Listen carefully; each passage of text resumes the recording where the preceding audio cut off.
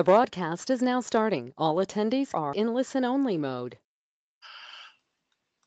Okay, good afternoon, good morning, good evening, depending on where you all are. Welcome to our, let's see, this is the third in this series of webinar series of global entrepreneurship from UMass Lowell, the Jack Wilson Center for Entrepreneurship. You had a couple of webinars already. This is the third in that series, and this focuses on ecosystem, entrepreneurial ecosystem, which from Dr. Steve Tello. In order to introduce the speaker, I'm going to give the screen now to Professor Michael Kyukto from the College of Business Management at UMass Lowell. So I'm going to make him the presenter and let him take it from here. Great, thank you very much.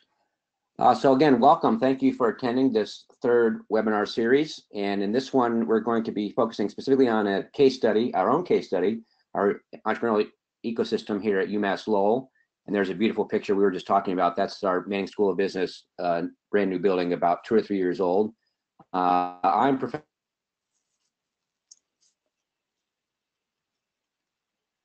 Hello? Something got stuck. Presentation this morning. He is the Vice Provost for Innovation and Workforce Development here at UMass Lowell. In that capacity, Dr. Tello oversees the development and growth of UMass Lowell's graduate programs, our online education programs, and our international partnerships, of which this is a very important one with you folks today right now.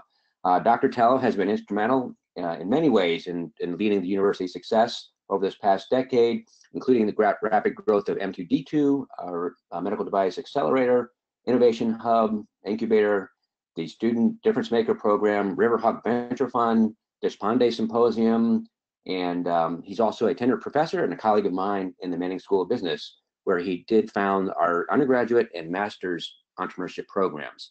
And before I hand it over to Dr. Tello, I just want to make an announcement for our next upcoming webinar, which is on June 25th. And we're going in deep dive into a case study on some student idea contests and how we approach these. And I just mentioned Dr. Tello started this Difference Maker program. That's what we'll be highlighting in this webinar.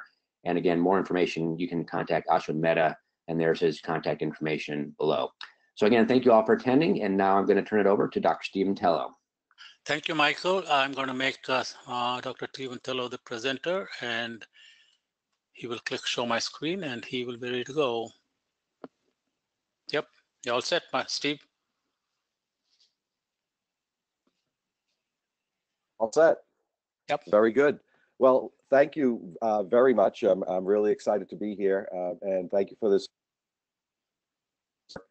we've done in Lowell. And specifically, I'm going to talk about how we have helped develop an ecosystem using region. So first, I thought it'd be helpful to tell our listeners a little bit about Lowell, Massachusetts,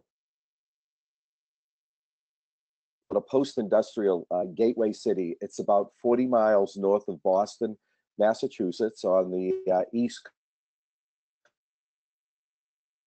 And Lowell is first known for starting the textile industry, an organized textile industry in the U.S. in the 1800s. And over time, Lowell has seen textiles come and go, microcomputers come and go, digital computers come and go, industrial movement cycles, which heavily influences the city. And I'll talk a little bit more about that. The population is 1,000 people. And it's a very, there are many different immigrant groups that have come to Lowell over the last 200 years. The first, the area where the Irish, followed by the Greek, the Polish, Hispanic groups, and Lowell now has the second largest Southeast Asian population in the US. So it's a very diverse city.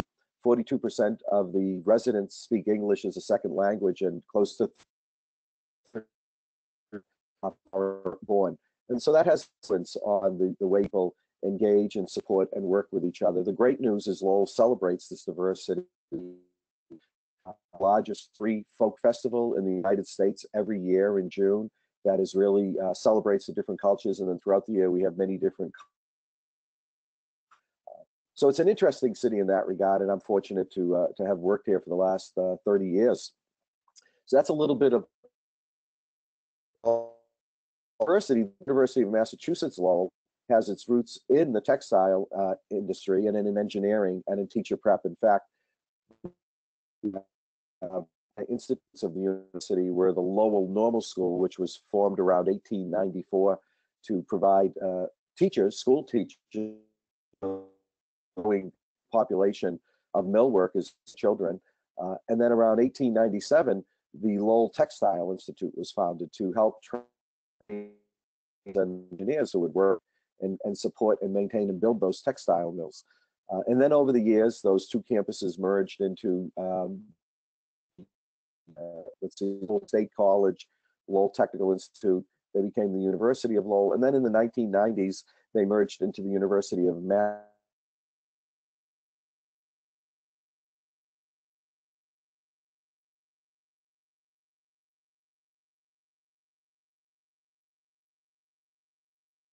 Steve, you're fading in and out Engineering, once a in a way. business school, Steve, a college of education, a college of Steve, you're fading in and out. Can you get closer to the microphone? To your... arts, humanities, and social sciences. And it's about 18,500 students. Oh, better, Krishna. Yeah, now it's better. Yeah. Okay, I'm okay, great. So our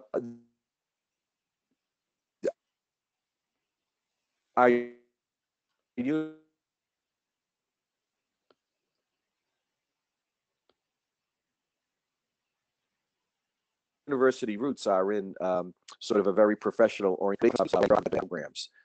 Importantly, about a quarter, 23% of our students are first in their family generation college students. So let me share a picture of Lowell, a portion of Lowell in 2009. These are some pictures of a 15-acre industrial parcel right in the downtown district. So Lowell certainly has other development. There's some beautiful, but there was this large section in the downtown district that was vacant when the last remnants of the textile industry headed south. It left a lot of vacant buildings. The picture in the bottom is actually a later built industry. It was Pellon, and that became a vacant building as well.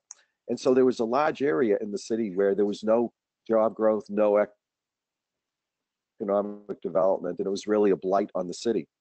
I'm happy to share what it looks like now, 10 years later. And you can see here we have a biotech life science incubator lab. We have a co-working space. We have in the bottom right corner is a picture of the Lowell Community Health Center, which is in a renovated mill. The top center picture is a residential converted into artist's loft and residences.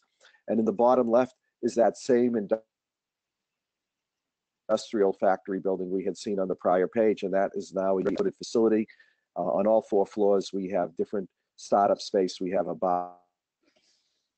biotech incubator on the top floor, co-working and prototype fabric discovery center, and a robotics center on the 1st and 2nd floor. So there's been a lot of growth and a lot of activity in Lowell over the last. The question people often have is, well, how did Lowell do this? How did the city move forward? How did they take a blighted industrial parcel and turn it into a hub of community engagement? So that's what I'd like to share with you today, some thoughts on how this came together. And so I'm going to use a model that was shared by Eisenberg, and he talks about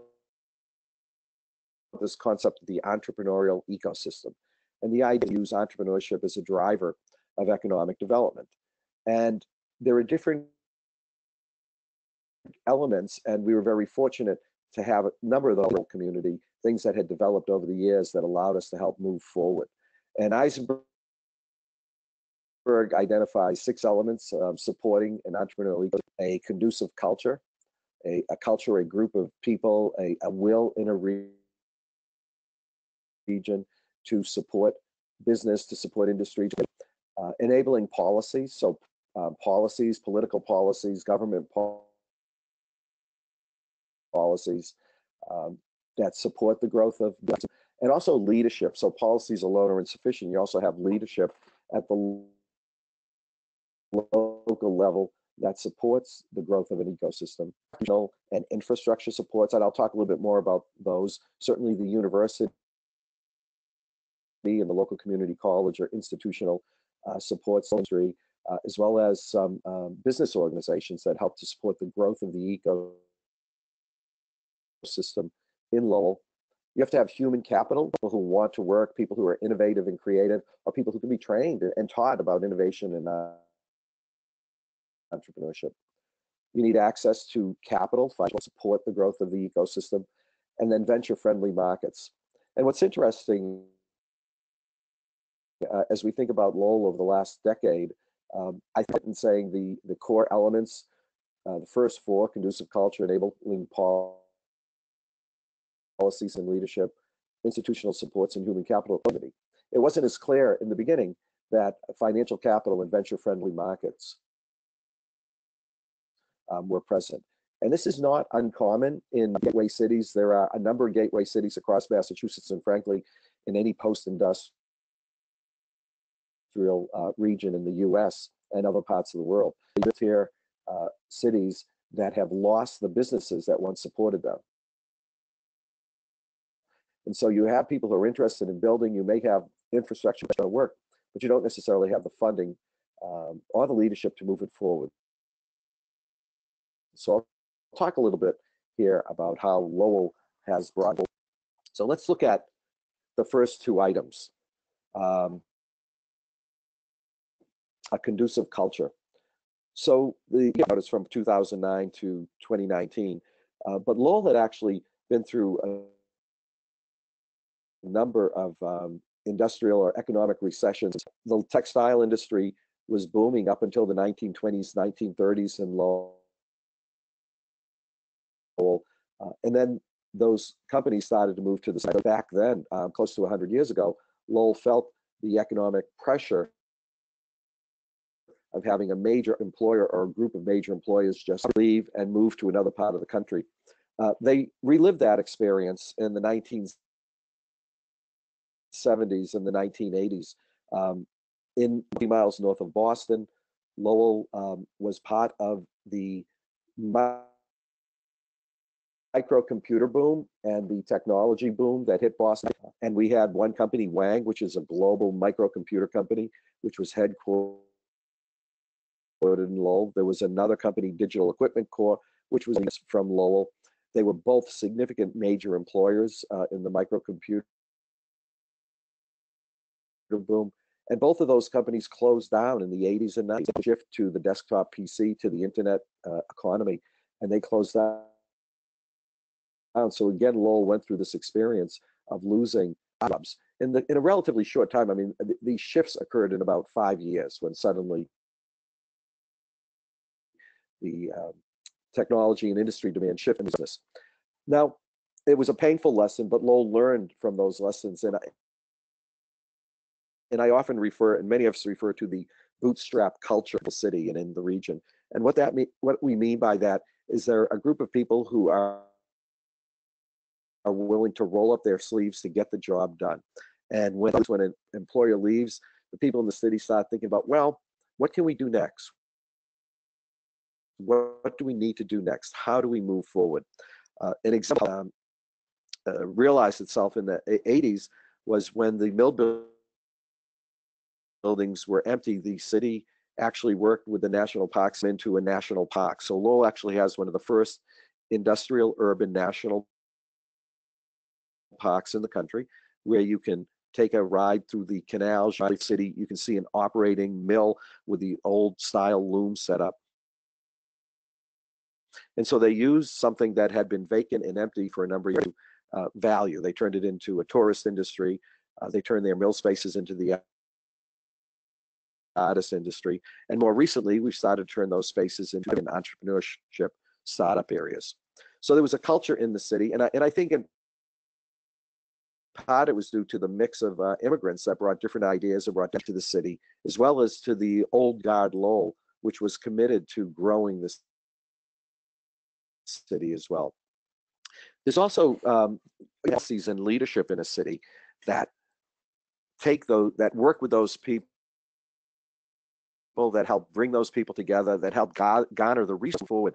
And again, I would say Lowell, over the last 20 years, has been very fortunate in that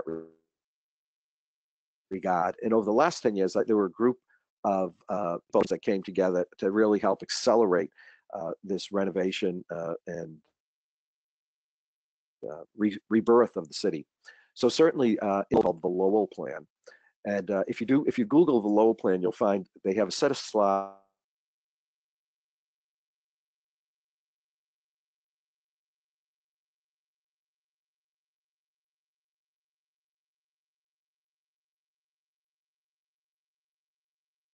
Steve, you're breaking up. That show a great series of images showing what the city is.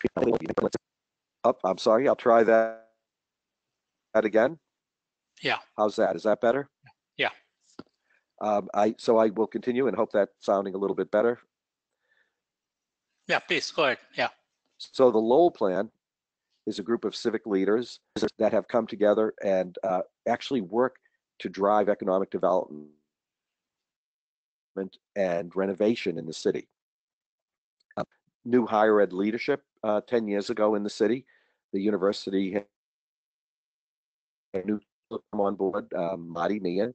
Marty was a former congressman who came to lead the university. We had a new executive vice chancellor, Maloney, who's worked at the university for a number of years and who's a very entrepreneurial leader. And then Carol Cohen, who is the leader of the local higher ed leadership in the city. And then also a new player on the Lowell scene was Guraraj Deshpande. Let's call it. And Desh was a telecom entrepreneur. He's had several very successful startup companies that turned into large.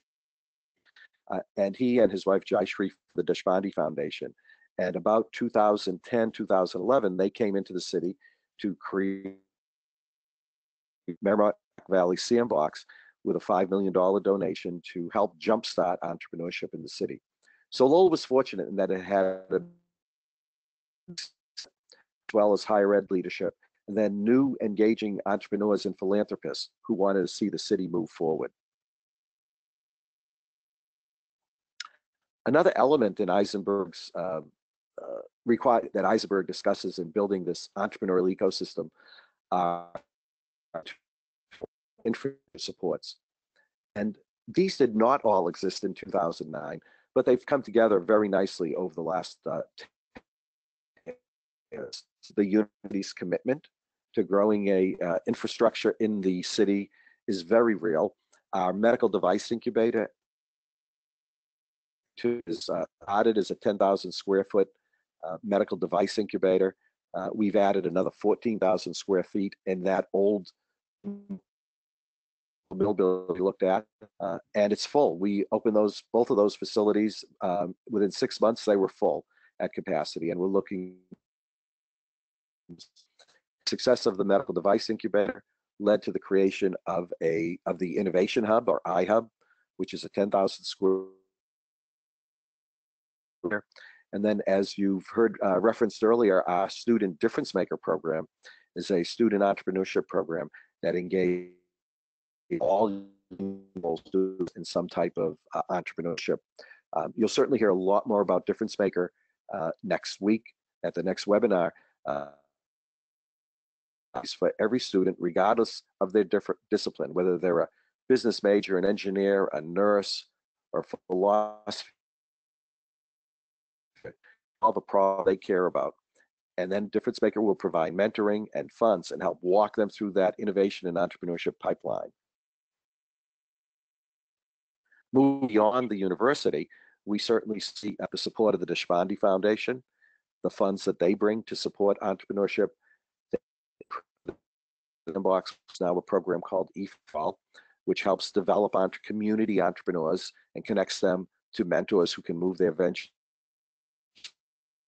Local community college, Middlesex Community College, is a great partner, And in fact, they now license Difference Maker, and UMass Lowell and the community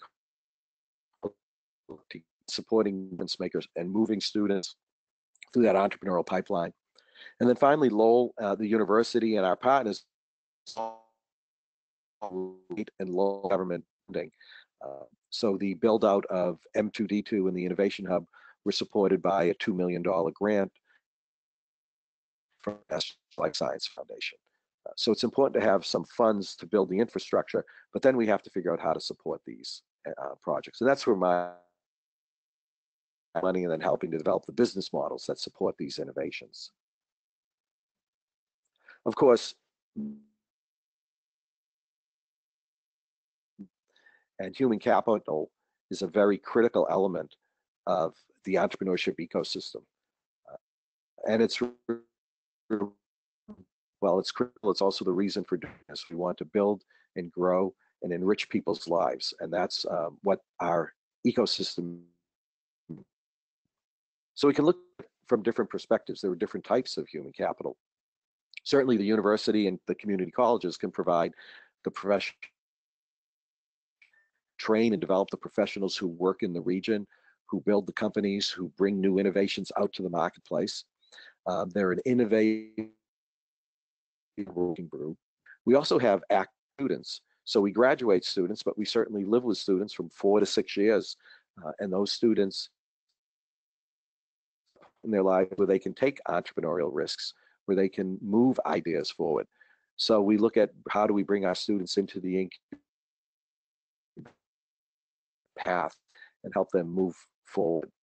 The various technology cycles in the region, the boom and bust cycles, to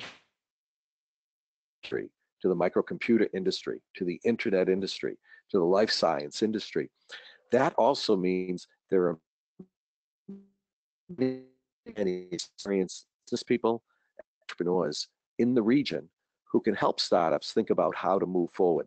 These people can serve as mentors, team members in these startups. They can even help fund them and move forward. So in addition to sort of the raw energy of students and the idea in moving businesses forward, and they move into the picture and help to build this ecosystem. I mentioned the and one of the programs they support is E4All, and E4All provides an accelerator for entrepreneurs. They run 2 12-week sessions to a number of other events, and these accelerators bring people who have ideas for businesses together with the mentors.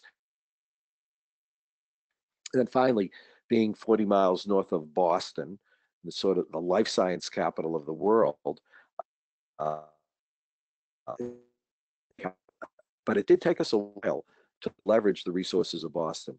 Even though it's only 40 miles away, there's so much happening in Boston. This gravity keeps people in that area. So we had to work really hard and diligent at moving people 40 miles north to Lowell.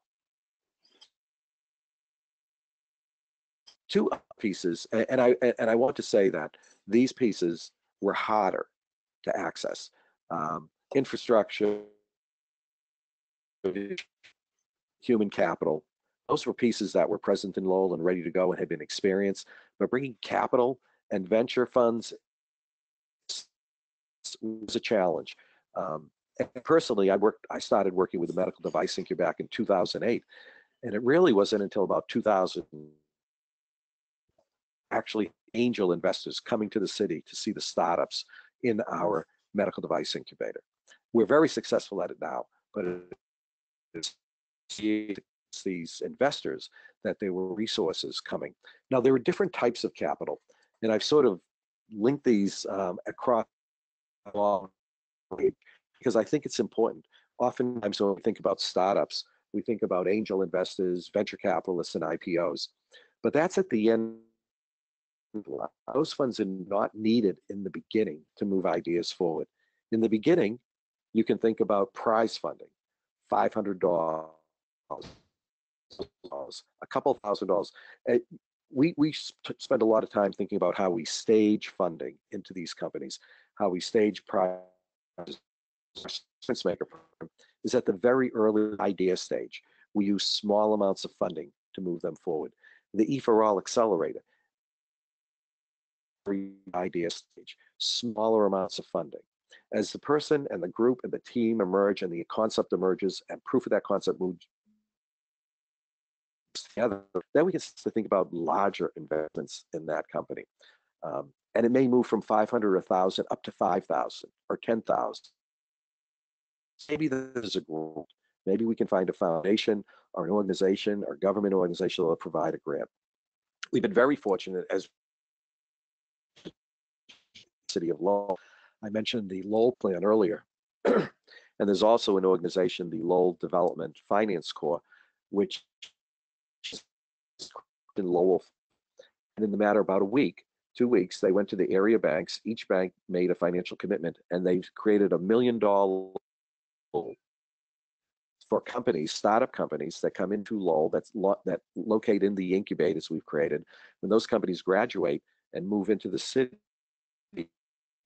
plan will give them a low interest, 3% interest, no payments the first year, up to $100,000 if they stay in the city. But as proof of concept, as we've shown people that this can work, then the banks were willing to make that commitment. And that's why I say it does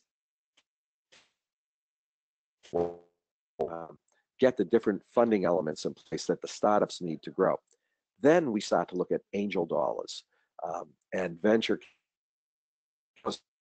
of funding that has proved really important to the growth of our ecosystem is corporate dollars. And the corporate sponsorship money. So E for All, our M2D2, the Innovation Hub, Difference Maker, as we start to show success for our events. And at first they might give us $1,000 or $2,500. But as they become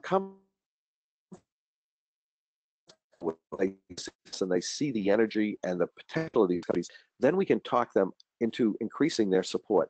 So we do have corporate sponsors now, like $5,000 annually or $50,000 annually to the support of our startups and our incubator spaces. And our reason they do that is ultimately they want to invest in some of those companies and technologies coming out of the incubator. So you'll notice the need to have local commitment in order to attract external capital. So we have to show to the folks in Boston, the parts of the country, that the local community, the local banks, the local businesses, the local university are committed and have skin in the game, have an investment in this, and then they're willing to make their investment. So those are the 6 critical pieces that are part, and just sort of a snapshot of how we've pulled that all together. There's not one component. I think this is a challenge. I was on a panel just last week with the local Secretary for Economic Development, and there was a lot of talk about we need to build incubators. And I said, it's not about spaces, it's about programs, it's about people, it's about support. Facilities are great, give you a place to gather and pull people together, but you need people and you need commitment. And this slide just shares some of the different organizations, and in no way all of them. This is just a small selection of different organizations that have pulled together in Lowell to help build our ecosystem. So before closing, I thought it might be helpful to share a few lessons that we've learned over the last 10 years. And the first is raise your hand. To be willing to raise your hand, take on a little extra work, meet new people, and get. And I hear this based on my own personal experience. When the Deshpande Foundation first came into town, I remember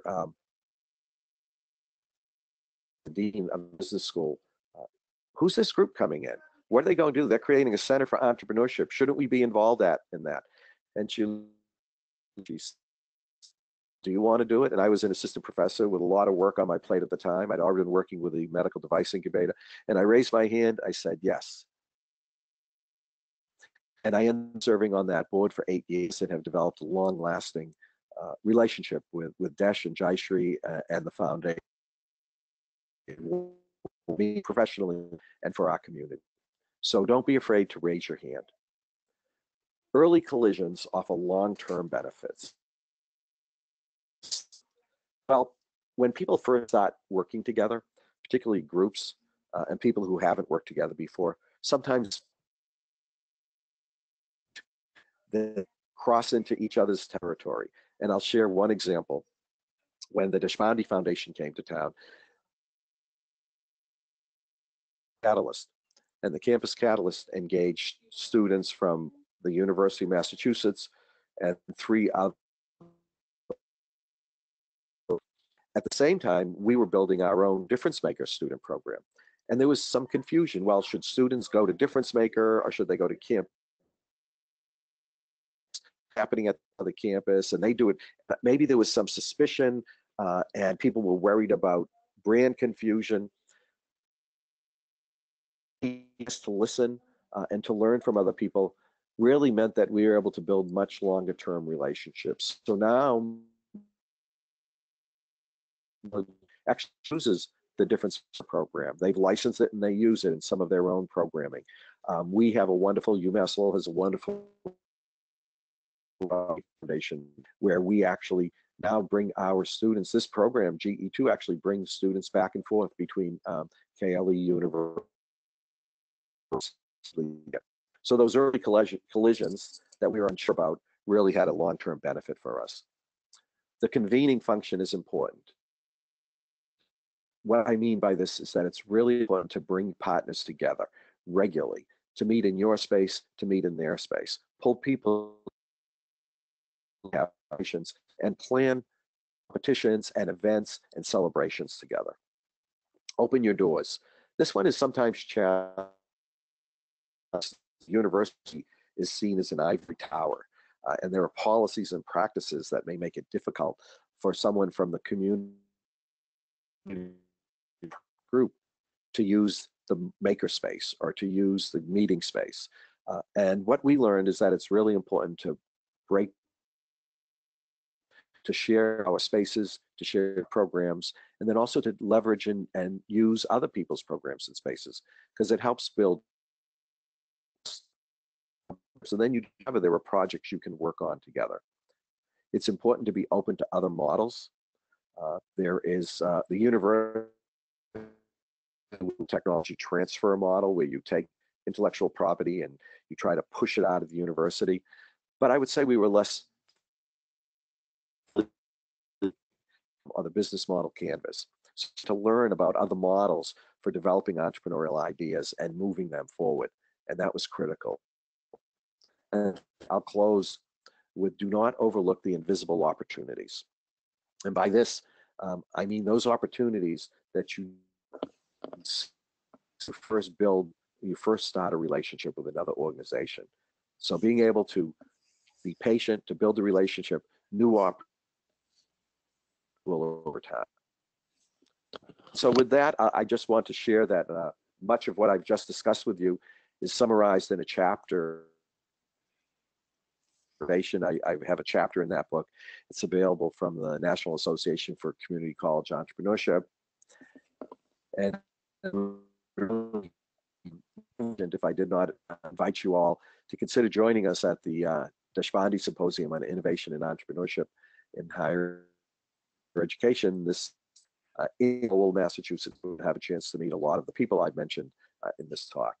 And so with that, I will thank you, and I will take it back and hand it back our Thank you, Steve. This is terrific. I mean, it's a fantastic presentation. A lot of insight. It truly shows that your experience in the working in the depth of all these issues for the last 10 years, and you've shown that it really takes a lot of dedication, a lot of people, and a lot of time to overcome some of the barriers. And amazing story of success in creating the ecosystem.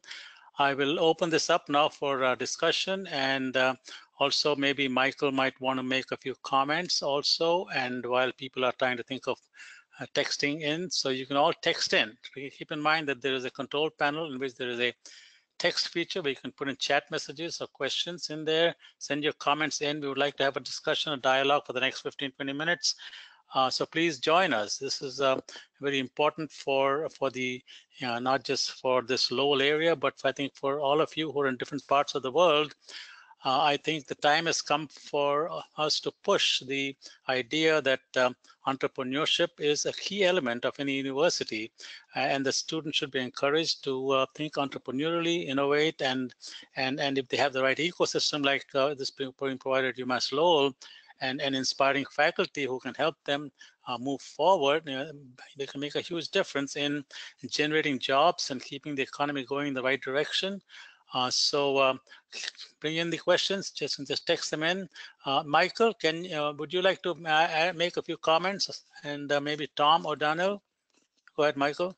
Sure. One thing I would want to do is reiterate something that Steve was talking about, and that's the human capital element. And here at UMass Lowell, we've been fortunate enough to have people like Steve on board who are go-getters. I mean, they think entrepreneurially. They don't sit around and wait for things to happen. They actually go out and make things happen. So I would just encourage you, really oftentimes it is at the faculty level or the staff level. So if you're thinking about adding new colleagues, one thing to consider is, and do they have an entrepreneurial mindset? I mean, are they going to be willing to roll up their sleeves, do things, take initiative, where they are going to find obstacles. And Steve, we were lucky. He mentioned he was an assistant professor. Oftentimes, when he did all this, at least in the US anyway, the incentive systems, the way the tenure process works, doesn't always reward these types of activities. And so you do have to rely a lot on the sort of what we call organizational citizenship behaviors of individuals to go out and do these kinds of activities and make things happen. So when you're talking to colleagues, potentially adding colleagues, I would encourage people to think about, well, are they going to be someone who is actually going to go ahead and take some initiative and do things, or are they going to kind of sit around and wait for things to happen to them? It's great to get research done that way, but it's not the way to build an ecosystem. Absolutely. Just take the lead. You don't wait for somebody else to take, just jump in and take the lead. Tom, would you like to make any comments? I've unmuted you if you want to do that, but I guess Tom O'Donnell has joined us from UMass Lowell. I have a quick question here from comment is from faculty member in India, I think. Do we have any kind of a forum, an entrepreneurship forum, where people can come together and discuss any topic that we have talked about today? Is some kind of a forum like this for discussion? Steve, would you want to address that? Yeah, maybe you have something on campus. Yeah, go ahead. Yeah, well, that is a great question, and I would say I just popped by. We have the Deshpande Symposium in Lowell every year. This is an annual conference. In fact, Tom O'Donnell, who is on the line, my colleague, who is leading this effort to have a great conference, and this brings in people not only from all over North America, from different parts of the country as well.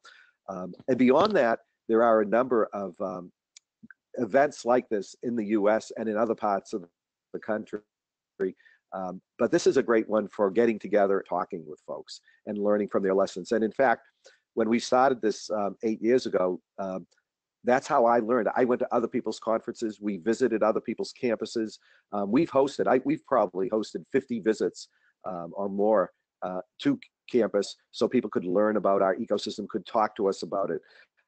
So that's how we started, is by going to events like Deshpande, like VentureWell, like the global conference, Global Consortium on Entrepreneurship Centers. And we talked to people and we learned from them. And then we took from that the lessons that we could then use to build our own programs. Great. Tom, would you like to make comments? Come in, Tom. I think you're the one who's running the show, right, for this symposium. I've unmuted you. Yes, Krishna. How are you? Go ahead. Tom, go ahead. Yes, we're looking forward to having between 250 and 300 plus attendees, North America, India, China, European countries join us in a few weeks. And I think, as Steve mentioned, it's when people come together, share ideas, learn from each other, and basically figure out how to take those pieces relevant to their ecosystems and then translate them and embed them in their regions. That's when we see entrepreneurship spreading. Steve mentioned how the team did that to bring stuff here to Lowell, but we've seen time and time again, just with the Deshpande Symposium, where folks have been able to leverage the knowledge, the experiences from others, and then go back and do just amazing things. So if folks are interested in seeing some of the presentations from that, as well as the keynote presentations, we will make that available as soon as the conference is over. No, that is fantastic. Yeah, that'll be great, Tom. I really appreciate that. I think, as you can see, this is the 8th annual symposium, which means there must have been 7 before this every year. And that's exactly the point that, that Steve and Michael and Tom have been making. This doesn't happen overnight. It takes sustained, dedicated effort from people like Steve and Michael and Tom. And of course, Desh has helped nucleate this several years back. Desh, by the way, is of Indian origin, as you might have guessed, and from IIT Madras, and he has been one of our successful entrepreneurs in the United States, and he has believed that he has, his experience, sharing his experience and his money, and this has been partly a result of his generosity and I think more importantly his vision. So by the way, he is doing a lot of work in India itself, and for those of you who are part of the network in India that I'm associated with, the IIT Madras group has something called the Gopal Krishnan Deshpande Symposium Center, very similar to what we have at Lowell. And the Chris Gopal Krishnan, who used to be CEO of Infosys, has teamed up with Desh with that center at IIT Madras, and I'm going to try to get the people within India to to maybe have more opportunities, because it's not, I mean, although some of them actually coming to Lowell for this symposium. I know the couple of people from IIT Madras are coming to the symposium, but I know that many of you in India will not have the chance to come here. So we're trying to make opportunities like this available to you through the Deshpande centers in India. So so look out and participate. And as Steve said, raise your hand. When we publicize this, say, hey, I want to be part of it. I want to help organize these things. I want to do that. So don't just wait for something to come to you. Come take advantage of these opportunities to lead the efforts in within your region, and more. We'll send you more information on that, but keep reminding me and let us work together. Deepak Vaikar asks about the failure rate. This is for, I guess, for Steve and others in the Lowell in the Lowell entrepreneurship programs. What were your failure rates, and how did you motivate them to overcome challenges? That's a question for one of the participants. Steve, do you want to address that? So I will flip that around a little bit. Let me focus on. I'd be happy to address that, Krishna. Yeah, I'll flip that around a little bit. Let's look at our success rates, because in entrepreneurship, there's a saying, right? Fail quickly and fail fast. If you have an idea that isn't a winner, we don't want you to spend 2 years. We want you to flip it, change the idea, and move forward. So our success rates, it's an interesting model. I know Tom is managing the Deshpande Symposium. Tom manages our innovation hub, and there are about 35 startup companies in the innovation hub right now, and they had 5 graduates this past year. So these are 5 startups that have succeeded, that are graduating from the facility and that are relocating in the city of Lowell. And so the way we measure success is we look at how many people a company employs. We look at their longevity once they've graduated from the incubator. We look at their ability to raise outside funding. And I think for an early stage company, an ability to get other people to invest in your idea is validation that at least other people think it's a good idea, and they think that you have the ability to move it forward. It's still early in the process to be looking at a lot of job creation. Right now, we're looking at relatively small ventures that employ anywhere between 3, 5, 8 maybe. But I anticipate as we move forward, we'll start to see more success rates there. The other aspect to this question about a failure rate is it varies based on the types of companies you're moving forward. So if you're moving a medical device or biotech company, you have to give it much more time. Whereas if you're moving a software company or a kind of a community product, you might be able to determine that's going to be a successful idea within a matter of 6 months. Okay. Krishna, can I hope can that Yeah, I please jump in. Tom and Michael, jump in anytime. Feel free. so I'll interpret the question in a different way, as opposed to the failure rate of a specific venture, a specific startup.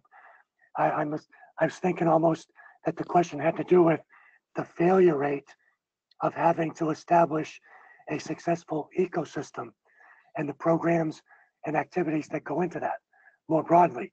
Given that's the topic of the talk today, I would suggest that not every activity that we've undertaken has been phenomenally successful, nor has every person who has engaged with the ecosystem translated their experience into potentially becoming an entrepreneur, starting a company, and potentially going down that path.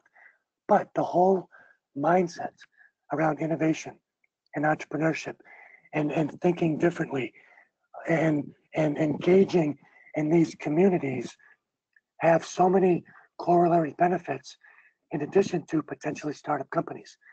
I'll give an example. I came from industry, from large companies who were doing innovative and entrepreneurial things. Like, just look at the students who potentially engage in these programs. If some of them start companies and those companies turn into successful companies, that's fantastic.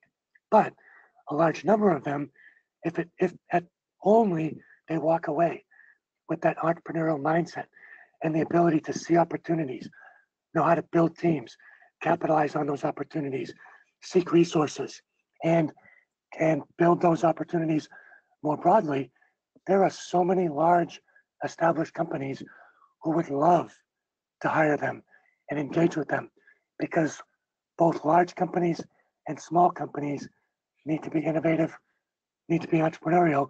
So this ecosystem that we've built has so many different outcomes from it, in addition to just startup companies, even though that one tends to get tracked very aggressively. Okay. Next question here is, says, if an idea was good, but somehow it failed, how would you encourage that person to move forward?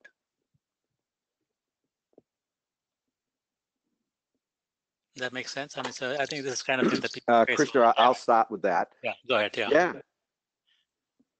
Yeah. No. So first of all, the best idea doesn't always win. We know that. It's not just about having the best idea. It's about having the right team of people to move it forward. And that, what I tell students in our Difference Maker program, for example, is if you have a good idea, if other people think it's a good idea, and if you're willing to work really hard, then we can help you find funding to move that idea forward. But that's not a guarantee of success. There are many dynamics that play into it, and oftentimes it's maybe the innovator or the entrepreneur's ego sometimes that gets in the way of getting a successful idea out to market. And what I mean by that is we have seen some really good ideas, but the entrepreneur won't take the advice of mentors, or they won't take the advice of investors. And when that happens, it means that the idea is likely doomed, because those are the people that are helping them to move forward. It doesn't mean that mentors and investors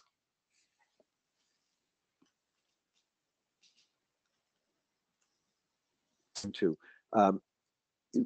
one of the challenges we face, I look at lots of different types of startups. So student startups, med device startups, technology startups, community startups, and they're different, and they require different types of funding, and they have different paths.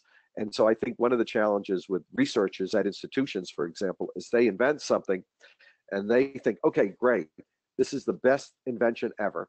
People should give me I should get a patent for it, I should get a royalty, and this idea should just be adopted by everybody. But the market is a very complex place, and there are lots of different factors that play into it. So just having the best idea or the best invention doesn't matter. What's important is having the right group of people to help move that idea forward, and then being able to listen and work with those people to gain, to solve a problem that really matters to someone, to bring a solution out that people are willing to pay for. Yeah, maybe Tom might want to jump in, but I'll read another question that's related to this. This is, I think, a gentleman in India who says, I've developed a more efficient internal combustion engine than we have today, but no one seems to be wanting to fund it. So how would I get funding for it? Tom, did you want to add anything that I can address that? I think one of the things that you have to consider when coming up with a new technology is how difficult it is to break into that specific industry. What types of hurdles exist? What types of hoops that you need to jump through? And I hate to say it, but both through experience and through working with teams, the automotive industry is probably one of the most difficult industries to break into, given the culture, given the existing structures, given what automobile manufacturers want, which is proven technology that's reliable, that's going to last, and they tend to be fairly risk averse as a whole. Now, that doesn't mean it can't be done, but understanding that and appreciating that is important. So the question becomes, do you potentially look to partner with large established players like Ford, General Motors, Chrysler, and others here in the US, or do you potentially look to work with some of these upstarts? Now, Tesla's a bad example because they're electric vehicles, but are there other players who are looking to disrupt in those spaces that you could work with to get your technology embedded in their stuff and get them to help you move it forward as a whole? But boy, automotive industry is a tough one. Yeah, the same person said he contacted the World Bank and the United Nations, et cetera, et cetera. They said it's a great idea, but they said go to a venture capitalist or angel capitalist. So I guess you're right, Tom. It's a tough thing. But I think if you're really an entrepreneur, I think you should be Sudhakar. You should be going beyond just the technology and find clever ways to do things like Tom has suggested. Maybe work in that direction. Let's continue. Krishna, let me just real quick. Is there an application for the underlying motor that's maybe adjacent to an automobile that doesn't have as many hurdles, but would be an opportunity to prove the underlying technology? Yeah, so maybe not some thinking, agricultural application in India, and so many villages need water pumped around and so on. Yeah. Yes. That's great. So they have to think in different directions, like Tom has suggested. Great. Next, couple more comments, and we still have a few minutes left.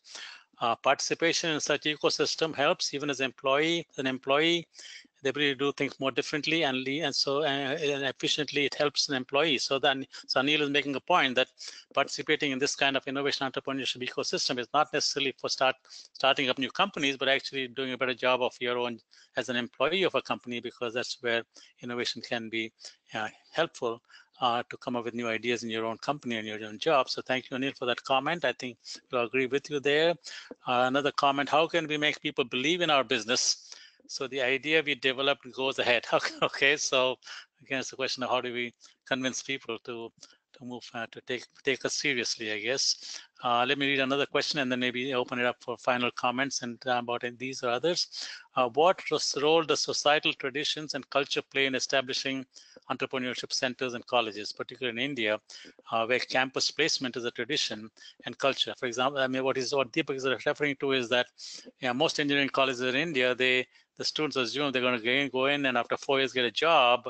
And so there's a cultural and societal tradition which kind of does not encourage them to think innovatively in terms of entrepreneur centers. So comments on any of the last three topics, comments that I raised from the audience, and then we can Let's see, we got about 5 minutes left. We can devote those 5 minutes to those comments and then come to a close. Steve, start with you. Anything that you heard that you want to touch on? Yeah, I would love to take that last.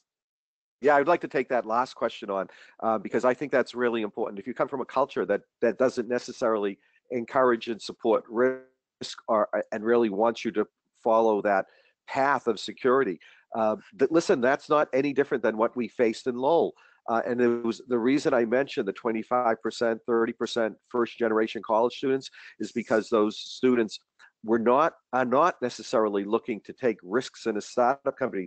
They came to UMass Lowell, to Lowell Tech, to our predecessor institutions to get a job. They came to get professional training, to get a job in a large company that would then support them. But the problem is the economy has already been disrupted. The economy was frankly disrupted 25 years ago. So this idea of job security and this idea that we can just come out and get a job and be productive, economically, financially secure for the rest of our lives, that doesn't really exist in the States any longer. And so when we started our student program, we were really working with a group of students who weren't at all thinking about being entrepreneurs. They were thinking about getting a job. So the idea, and this is, you'll learn more about this in the Difference Maker session, the idea is to first raise people's awareness, raise the students' awareness of the value of entrepreneurship for solving problems, and then give them time to work on ideas that they care about, to work on problems they want to solve. And if you give them time and you give them support, a group of them, not all of them, it doesn't have to be all of them. We work with about 3,000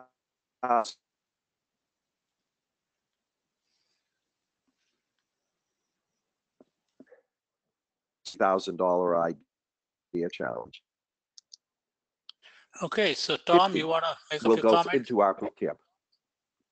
Yeah, Krishna, I think when I look at it, there's no such thing as risk-free, right? There's no risk-free in a startup.